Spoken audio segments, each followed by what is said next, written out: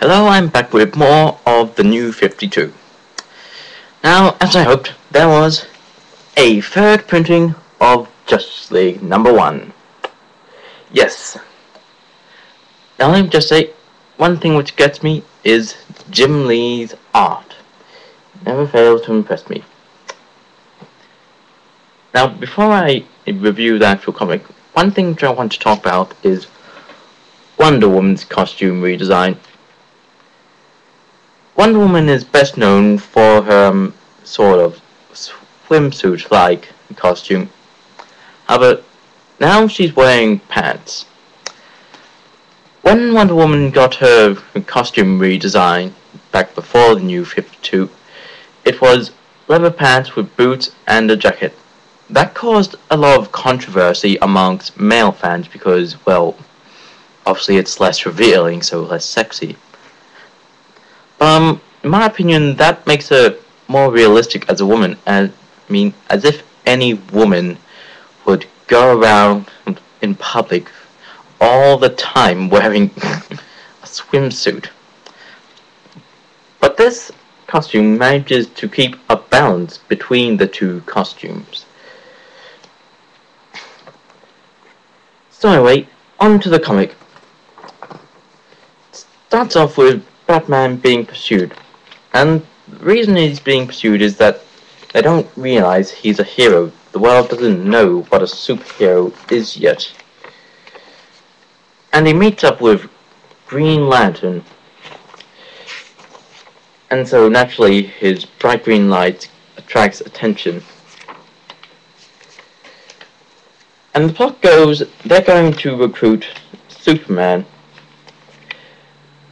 I don't want to give away too much, but the ending of this is very open. But at the same time, the structure of what the story will be is kind of predictable. They'll gradually meet up with future members of the Justice League, and then they'll show the world what a superhero really is. But it's done in a spectacular way, both in the storyline and Jim Lee's art. Now, as I promised, I managed to get the second order for my comic book shop of Animal Man. And I'm really glad I did, because it's such a great comic. It starts off with a news article, a magazine article of an interview of Animal Man. We get to see an inside of Animal Man's life as a family man, similar to Grant Morrison's run on him. Now, I haven't read any of Grant Morrison's run, actually I have. I've read a digital copy of the first issue on Comixology. What I know is the fact that he was a family man who decided to go full-time superhero, and it was very deconstructionist of the superhero genre, and he even realized his presence as a fictional character, and even got to meet his writer, Grant Morrison. By the way, I don't really think you need to read that run, as the idea of the relaunch is to attract new readers. Anyway, his costume gets almost completely redesigned. Previously, it was an orange suit with a blue A, but now it's a blue suit with a white A. Now, one thing which I find interesting is that in the article at the beginning, he's described as goggle-wearing, yet his goggles seem to be absent in his costume.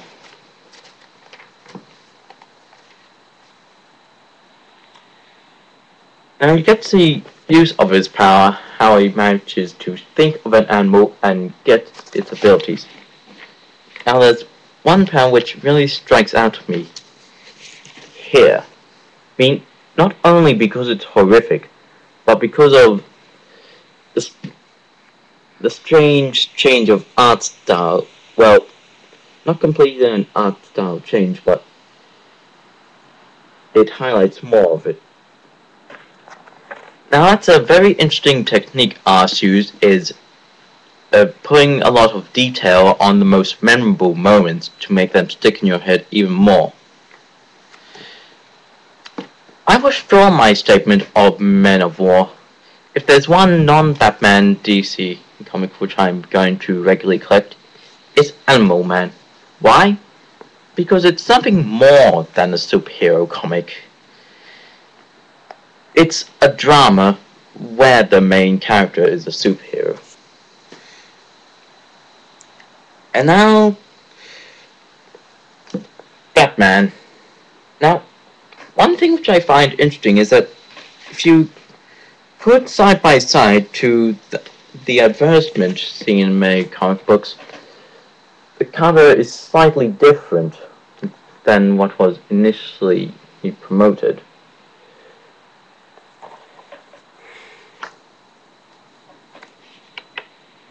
Now, onto the art style. As a good Batman comic should, it uses heavy shadows. Now here we get to see some of the villains of Arkham Asylum, some of which have been, well, all of which have been redesigned. Not so sure if I like the redesign of the Riddler being bald with just question marks on his head, tattooed on his head, and with the question mark shaped mohawk, but there also seem to be a few new faces. Like, I don't ever recall there being a guy wearing a pig mask, and I have no idea who that guy with the pink or purple mask, hair and mustache is. So that's a good start. Even Batman seems to notice some new faces. Sorry, this is really hard. Anyway, one thing which I like about is that Batman's been drawn really well. His cape and cowl is more black than grey, and his jawline is drawn so well. I mean, Bob Kane will be proud of the way Batman was drawn here.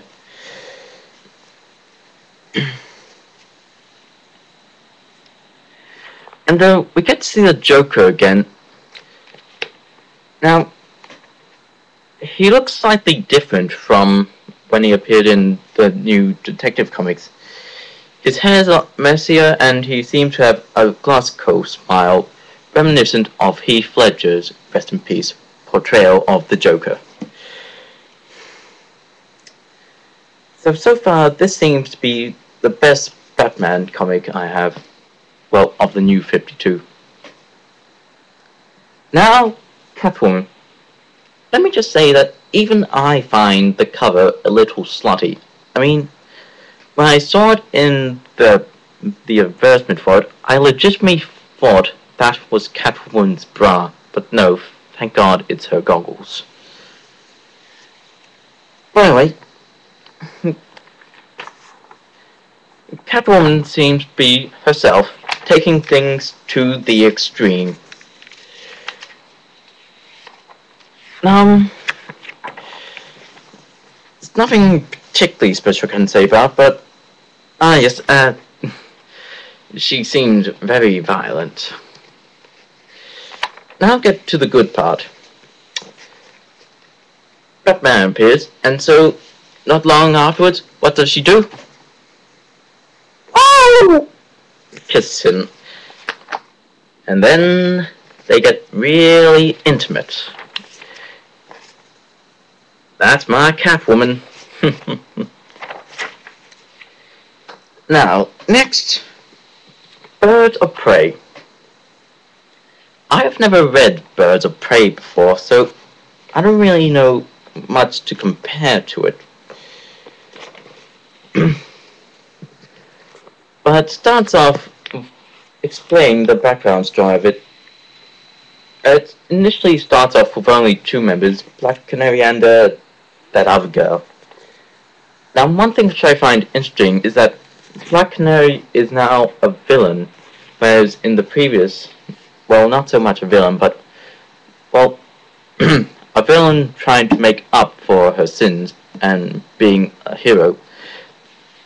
she's currently wanted for murder, whereas before the New 52, she was always seen as a hero, as far as I know. Well, one thing which I find interesting is that she tries to recruit Barbara, who was in the previous Birds of Prey as the Oracle. She rejects it.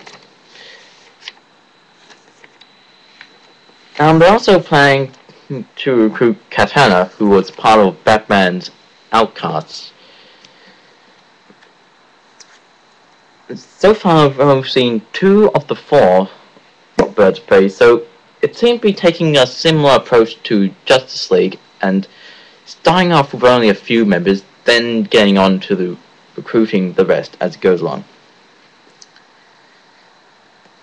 Now, here's something I really want to talk about. Red Hood and the Outlaws. Now, the art style is pretty good here, and it's good to see another anti-hero comic book. There are a few issues.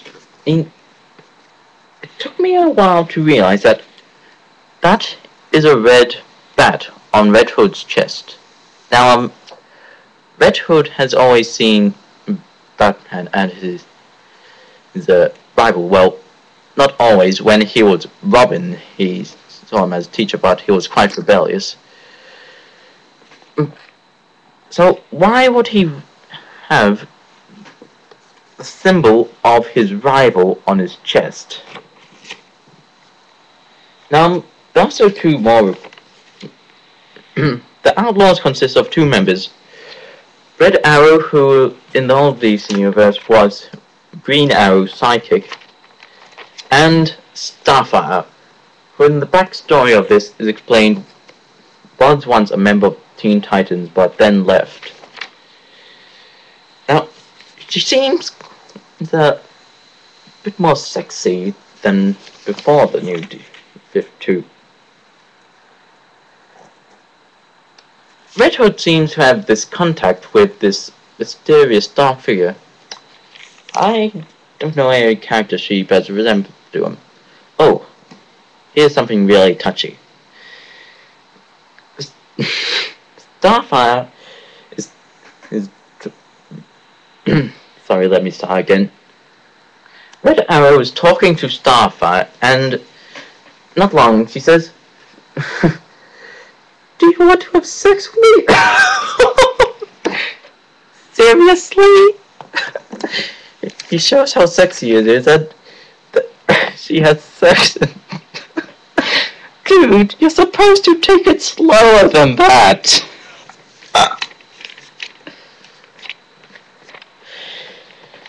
Anyway, as you can see from this panel, it's obviously quite wild. But did it have to be so soon? Now, there's an interview about Red Hood and the Outlaws and Blue Beetle here. Now, there's one thing that I find interesting. What are you doing with new of this character? And Scott answers, "I'm moving Jason away from being so obsessed with Batman." So why does he have a red bat on his chest? That just doesn't make sense. And finally, Nightwing. Now, before the New 52, Dick Grayson was Robin, but then he quit and became Nightwing. Then years later, when Bruce Wayne was thought dead, he took up the mantle of Batman. But now he's back to Nightwing. Now, the coloring style shows that it's taking a slightly different tone to Batman, having more bright yellow characters and colors and less dark blue colors. Now, he's apparently taking care of Gotham while Batman is away. So, yeah. And it goes to his roots of his origin. He even visits the circus where he used to perform as one of the Flying Graysons. There's not much else I can say about it, but